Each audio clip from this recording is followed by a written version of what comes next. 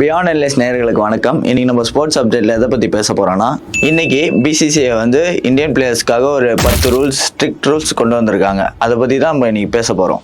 கடந்த 6 மாசமா Indian cricket team வந்து பல சீரீஸில் தோத்துட்டு வரதை நம்ம பார்த்துருக்கோம். இப்போ அதுக்காக பிசிசிஐ வந்து ஒரு 10 ரூல்ஸ் புதுசாக கொண்டு வந்திருக்காங்க.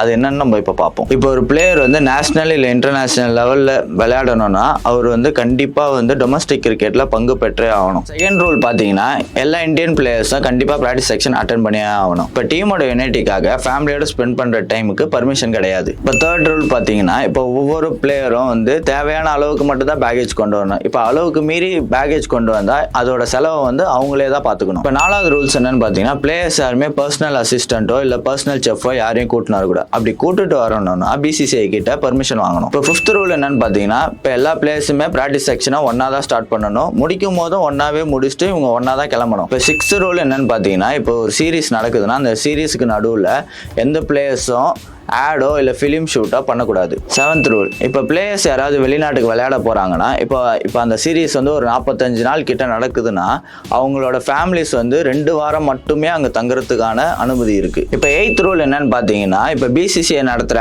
ஆடுக்கோ இல்லை ஆக்டிவிட்டீஸ்க்கோ கண்டிப்பாக பிளேயர்ஸ் அதில் பங்கேற்றே ஆகணும். 9th ரூல், இப்போ வந்து ஒரு சீரீஸ் நடந்துட்டு இருக்குன்னா எல்லா பிளேயர்ஸுமே அந்த சீரீஸோட ஸ்டார்ட் டேட்லேருந்து எண்ட் டேட் வரைக்கும் கண்டிப்பாக டீமோட இருந்தே ஆகணும். இப்போ அந்த சீரீஸ் வந்து ஏதோ ஒரு முறை இல்லை சீக்கிரமாக முடிஞ்சாலோ அங்கேருந்து கிளம்பி போகிறதுக்கு அனுமதி கிடையாது. இப்போ லாஸ்ட் ரூல் என்னன்னு பார்த்தீங்கன்னா, இப்போ ஒரு பிளேயருக்கு ரிலாக்ஸேஷனோ இல்லை லீவோ தேவைப்படுதுன்னா டீமோட கேப்டன், அப்புறம் கோச், அப்புறம் செலக்டர்ஸ் கிட்ட அவங்க பர்மிஷன் கேட்டே ஆகணும். இதே மாதிரி அடுத்த ஸ்போர்ட்ஸ் அப்டேட்டில் நான் உங்களை சந்திக்கிறேன். மறக்காமல் பியாண்ட் என்லைட்ஸ் மீடியாவுக்கு சப்ஸ்கிரைப் பண்ணுங்கள்.